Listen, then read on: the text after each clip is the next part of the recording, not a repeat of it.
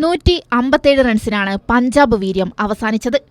അവസാന ഓവറുകളിൽ ശശാങ്ക് സിംഗും മാർക്കോ യാൻസനുമാണ് പഞ്ചാബിനെ ഈ സ്കോറിലെങ്കിലും എത്തിച്ചത്. ഈ സീസണിൽ വിസ്മയ വിജയങ്ങളുടെ കൂട്ടുകാരായ പഞ്ചാബ് ചെറിയ സ്കോറുകളും പ്രതിരോധിച്ച് ജയം നേടിയത് ചരിത്രം.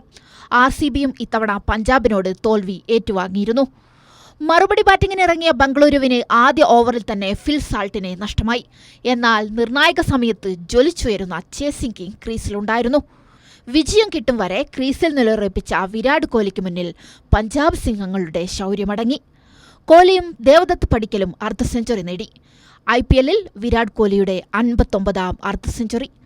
ജിതേഷ് ശർമ്മയും കോഹ്ലിയും ചേർന്ന് RCBയെ വിജയതീരത്തേക്ക് നയിച്ചു. പഞ്ചാബിന്റെ സിംഹമടയിൽ തന്നെ ഗർജനം നിലച്ചു. 73 റൺസെടുത്ത വിരാട് കോഹ്ലി പുറത്താവാതെ നിന്നു. 5 ജയവും 3 തോൽവികളുമായി RCB 3ാം സ്ഥാനത്തേക്ക്. തുല്യ പോയിന്റാണെങ്കിലും പഞ്ചാബ് 4ാം സ്ഥാനത്തേക്കും. Sports desk, Kairali news.